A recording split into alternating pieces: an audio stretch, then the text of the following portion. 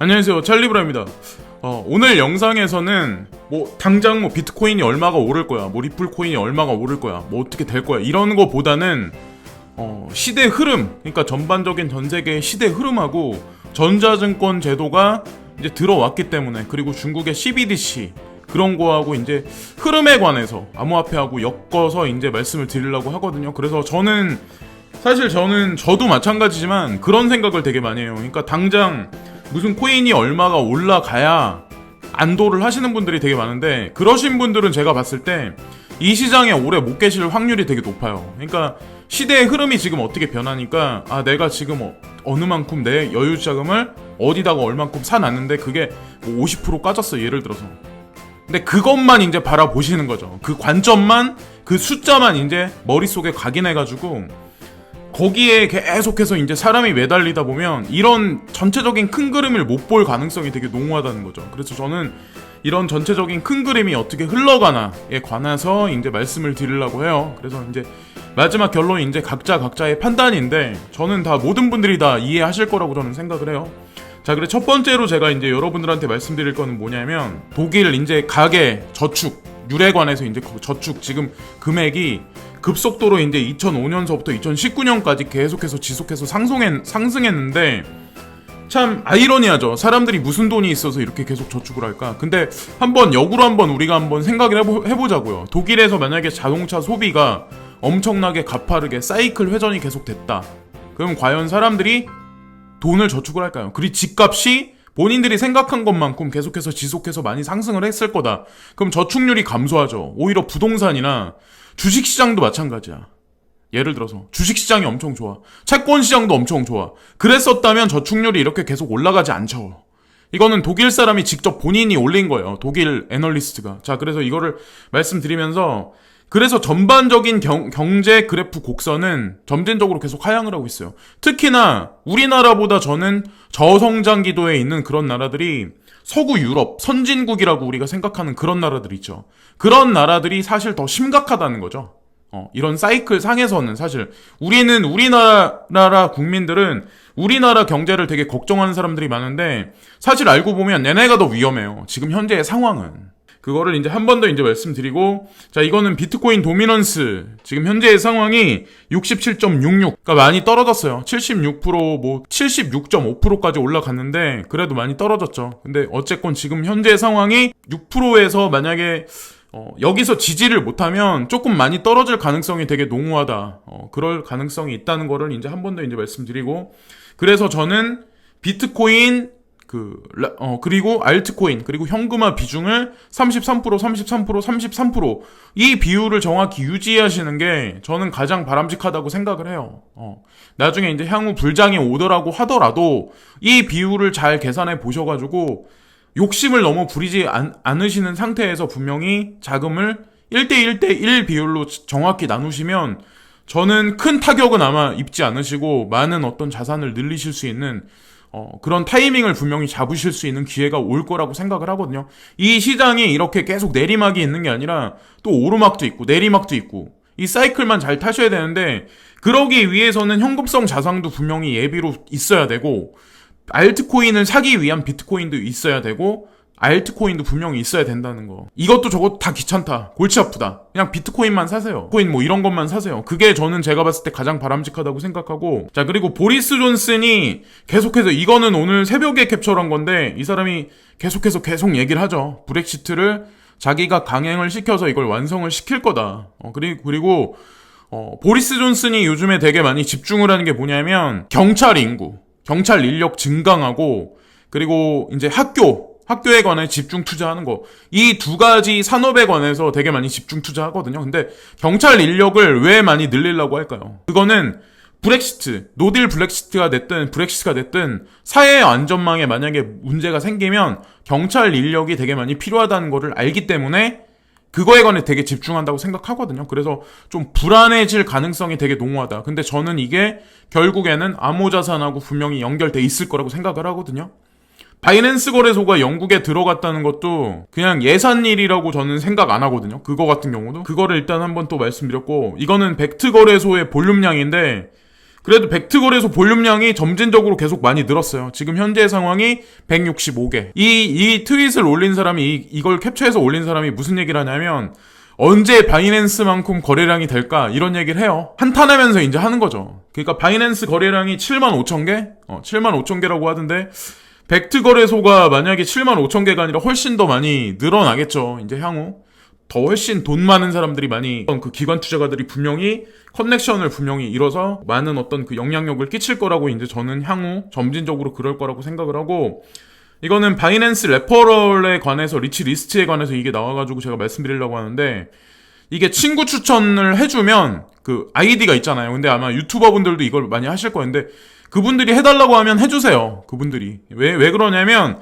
이게 해준 사람도 이걸 받는 거고, 그리고 이걸 뭐 예를 들어서 그러니까 양쪽 다 받는 거니까 서로 윈윈하고 서로 좋은 거죠. 저는 뭐 이런 걸 관심 없어서 안 하긴 하는데 어쨌건 여기서 이거 해가지고 많이 번 사람이 비트코인 10개 10.17개를 받았대요. 그러니까 이게 사실 옛날에 비트코인 200만 원 할 때 300만 원 400만 원 할 때는 이게 뭐 엄청 큰 돈은 아니었는데 지금은 비트코인이 뭐 한 1000만 원 왔다 갔다 하고 있잖아요. 그러니까 뭐 작은 금액은 아니죠, 사실. 우리 같은 서민들한테 이것도 한번 또 말씀드리고, 자, 이거는 이제 뭐 개인적으로 제가 생각해서 이 사람이 약간 생각의 폭도 되게 넓고 영리 추구를 한다기보다 이 사람도 그냥 떠들어요. 유튜브에서 떠들고 트윗도 하는데 이 아이디를 기억을 하셨다가 유튜브에서 이 사람을 이제 구독을 하셔가지고 이 사람 거를 많이 봐보세요. 한번 뭐라고 떠드나. 그래서 뭐 단기적으로 뭐 비트코인이 얼마가 오를 거야, 뭐 리플코인 이런 얘기는 안 해요. 이런 얘기는 안 하는데 영국에 있는 투자자거든요, 이 사람이. 근데 이 바닥에 있은 지도 되게 오래됐어요. 그러니까 뭐 금융, 주식 뭐 이런 어떤 암호 자산에 관해서 전반적인 경향에 관해 트렌드에 관해서 잘 얘기를 해주니까 어느 정도 그래도 포괄적인 관점에서 트렌드는 어느 정도 이해하실 거라고 저는 생각을 하거든요. 그리고 가장 중요한 건 브렉시트하고 연결돼 있는 영국에 상주하고 있는 영국 사람이잖아요. 그러니까 우리가 한국 사람 시각 말고 다른 나라 사람은 지금 어떤 식으로 경제를 바라보냐, 이거에 관해서 우리가 폭넓게 알 수 있다고 저는 생각을 하거든요. 그래서 제가 이런 거를 말씀드리는 이유가 우리는 보통 살면서 직장 나가면 직장에서 만나는 사람, 또 그 사람은 보는 매체가 또 뻔하고 그 사람이 어디서 TV를 보건 뉴스 매거진을 보건 우리는 항상 갇혀진 생각, 닫혀진 생각, 그리고 인간관계도 되게 좁잖아요. 사람이 내 직업군이 있으면 거기 상하루 만날 수 있는 그 폭이 얼마나 되겠어요. 그러니까 사람의 사고가 되게 갇혀있기 때문에 매스미디어에 되게 휩쓸릴 확률이 되게 높다는 거죠. 그러니까 유튜브도 마찬가지죠. 제가 여러 개를 많이 봐야 된다고 제가 말씀드리는 이유가 사람마다 생각이 틀리고 그 사람들이 접하는 매체가 다 틀려.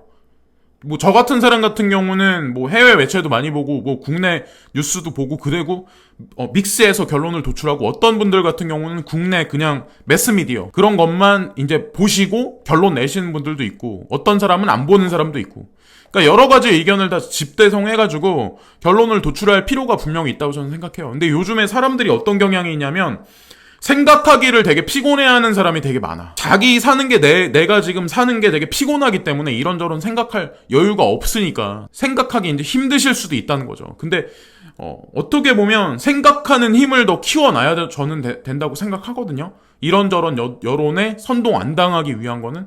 그래서 여러 가지 매체를 보자는 의미에서 제가 다비치라는 그분 이제 추천드린 거고, 아는 사람도 아니고 절대 지인도 아니에요. 참고하시라는 관점에서 말씀드리고, 이거는 중국은 왜 디지털 화폐 발행할까? 궁금증 3가지. 이게 조선일보에 나왔어요. 그래서 기사를 되게 잘 썼더라고요. 제가 그래서 이거를 읽어드리면, 중국 인민은행이 발행할 준비 중인 디지털 화폐 CBDC에 대한 관심이 커지고 있다.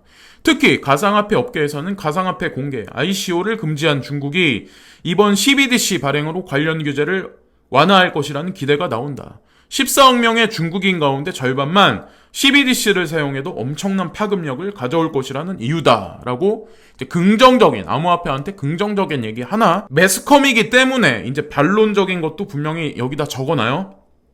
다 맞는 말이에요. 근데 그러나 중국 인민은행이 발행을 준비 중인 CBDC는 가상화폐와는 성격이 다르고 오히려 현재 널리 사용되는 현금이나 체크카드, 간편결제 등과 비슷하다. 포브스 등 외신은 중국은행이 중국의 블랙 프라이데이로 불리는 광군절 11월 11일에 맞춰 CBDC를 발행할 것으로 전했지만 인민은행은 이를 부인하면서도 언제든지 발행할 준비가 돼 있다고 밝혔다. CBDC에 대한 궁금증을 문답식으로 알아보자 라고 이렇게 기사가 나왔는데, 지금 보시면은 최근 글로벌 최대 암호화폐 거래소 바이낸스가 발표한 보고서에 따르면 CBDC는 인민은행이 절대적으로 통제할 수 있는 중앙 집중식 디지털 화폐가 될 전망이다. 여기 보면은 이게 사실 요예요. 인민은행이 절대적으로 통제할 수 있는 중앙 집중식 디지털 화폐가 될 전망이다. 자, 근데 CBDC가 중국에서 발행해서 이게 절대적으로 통제할 수 있을까요? 만약에 유로에서 CBDC를 발행한다. 한국에서 CBDC를 발행한다. 미국에서 예를 들어서 리브라 코인이 통용된다. 아니면 미국 내에서 CBDC를 만들어낸다. 그건 안 그럴까요? 그것도 마찬가지야. 그것도 대중들을 통제하기 되게 적합하게 만들어진 새로운 화폐라는 거죠. 결국에는. 그러니까 피지컬적인 화폐는 사람들이 이제 뭐 감출 수 있고 이런데 이거는 못하니까. 다 누가 송금했고 누가 받았고 그게 어디로 다시 보내줬고 결국 통제권 안에 다 들어가는 거예요. 세력들 안에. 전 이제 그런 생각을 하거든요. 전 인민은행장은 우리가 연구하는 CBDC 특정 기술의 응용이 아닌 지불과 결제의 편리성과 비용 절감에 초점이 맞춰져 있다. 법정 통화, 지폐 및 동전은 익명으로 위조하기가 쉽고 돈 세탁, 테러 자금 조달 등의 위험이 있다고 했다. 이건 중국에 국한된 얘기가 저는 아니라고 생각하고, 중앙 집중력인 중국 CBDC는 자금 흐름을 정부가 모두 볼 수 있기 때문에 위조나 자금 세탁이 불가능하다. 장기적으로 위엔화가 CBDC로 상당 부분 전환될 경우 자금 세탁이나 위조 지폐의 문제를 일부 해결할 수 있다. 중국 정부가 외환 보유고 감소로 자국 내 자금이 해외로 유출되는 것을 극도로 꺼리는 기조도 CBDC 발행을 서두르는 이유 중 하나로 꼽힌다.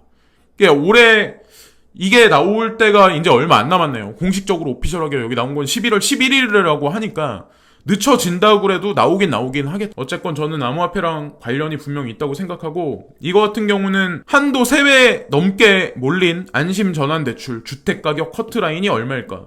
이게 29일 밤, 그러니까 오늘 밤이죠. 12시 온라인 신청 마감된다. 이게 나와요. 그래서 만약에 내가 대출을 받았다. 대출 받으신 분이 있으면 대출 이율을 좀 더 싸게 옮기실 수 있대요. 그러니까 한번 신청을 해보시는 것도 저는 나쁘지 않다고 생각하거든요. 근데 여기 보면은 대출 한도가 원래 20조였는데 지금 60조 넘을 뜻이라고 여기 나와 있잖아요.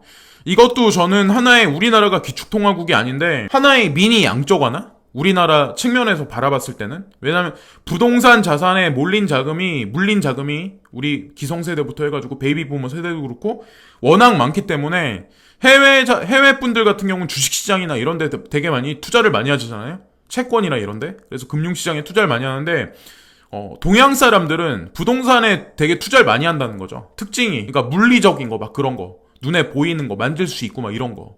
그러니까 전통적으로는 금이나 뭐 부동산 이런 거 그런 것들. 근데 어쨌건 이걸 한번 해보셔라. 그래서 어쨌건 이것도 저는 미니 양적완화 그런 관점으로 이제 전 바라보고, 그래서 오늘까지라고 하니까 한번 알아보시고, 그리고 이거는 숨 고르는 금값 다운 방향은 위냐 아래냐. 제가 이제 금 가격에 관해서 이제 말씀을 계속 드리는데 저는 이게 금 가격이 뭐 폭락할 거다 이런 걸 말씀드리는 게 아니에요. 그러니까 아까도 중국에서 CBDC 뭐 발행한다. 그거는 뭐 탈법을 못한다. 정부가 통제할 수 있다. 이렇게 나와 있는데, 예를 들어서 금 가격이 2,000달러를 넘어가잖아요. 1온스당? 그게 아마 제가 알기로는 3.75니까 10배. 그러니까 33g인가 아마 그럴걸요. 1온스가. 근데 예를 들어서 금값이 2,000달러 넘으면 실물 금자산이 어딘가에다 숨겨져가지고 지하 자산으로 다 등재되지 않을까요? 그러니까 세금 추적도 못하고, 그리고 무자료 거래가 성행하고, 정부에서 그거를 원하기 때문에 금값이 막 올라갈까요? 그러니까 금값이 통제되지 않는다. 그러니까 경제 붕괴가 분명히 발생이 되면 금은값이 폭등할 거다. 이렇게 말하는 사람들도 있지만, 저는 금값도 세력의 어떤 조작질에 의해서 분명히 시세가 계속해서 이제 출렁출렁거린다고 저는 생각을 하거든요.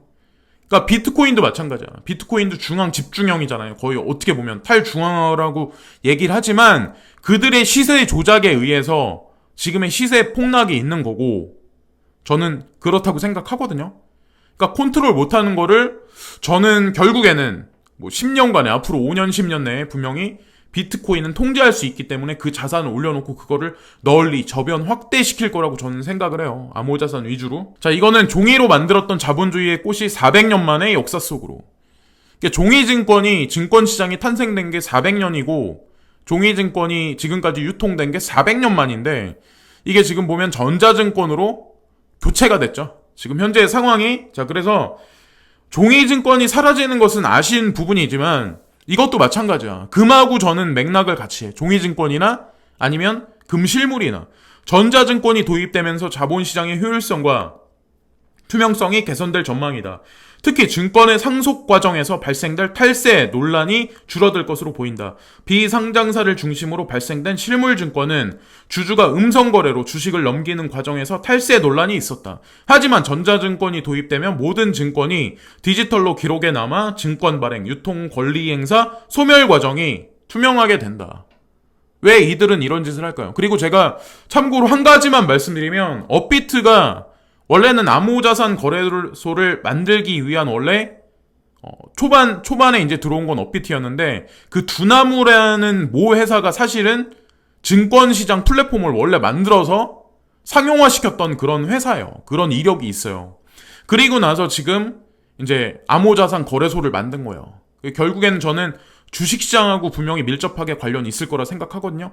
NH투자증권이 업비트하고 이제 관련이 커넥션 관계가 있고 지금 보면 얼마 전에 제가 말씀드렸던 KB 지금 보면은 KB증권 그리고 국민은행하고 연관해서 뉴스들을 한번 짜맞춰봐가지고 업비트하고 한번 이렇게 퍼즐을 한번 맞춰보세요. 어떤 결론이 도출이 되나. 결국에는 모든 계좌가 아마 주식 계좌하고 암호자산 계좌하고 아마 분명히 크로스오버돼서 연동할 가능성이 되게 농후해요. 그게 뉴스에 나오진 않았지 지금 현재의 상황에서는. 근데 어쨌건 시간이 흐르면 분명히 그런 일이 분명히 있을 거라고 생각하고 전자증권이 전세계적인 추세인데 덴마크가 1983년 최초로 전자증권을 도입한 이후 경제협력기구 OECD 국가들은 앞다퉈 전자증권 제도를 시행했다. OECD 국가 36개국 중 한국이 34번째로 도입한 만큼 늦게 시작한 셈이다. 여기 나와있죠. 이게 전세계적인 트렌드란 얘기예요. 제가 이제 말씀드리는 거는 한국에 국한된 얘기는 분명히 아니다. 전자증권이 사라지고 실물에 대한 가치 비중을 점진적으로 계속 축소시킨다고 저는 생각을 하거든요. 그래서 이커머스가 지금보다 창궐하고 부동산이나 아니면 뭐 생산 설비 아니면 뭐 제조업 이런 것들이 거의 선진국 같은 경우는 한계 상황에 극도로 치닫고 우리나라 같은 경우도 생산하고 소비가 사이클이 점진적으로 계속 경제 규모가 축소하고 있잖아요.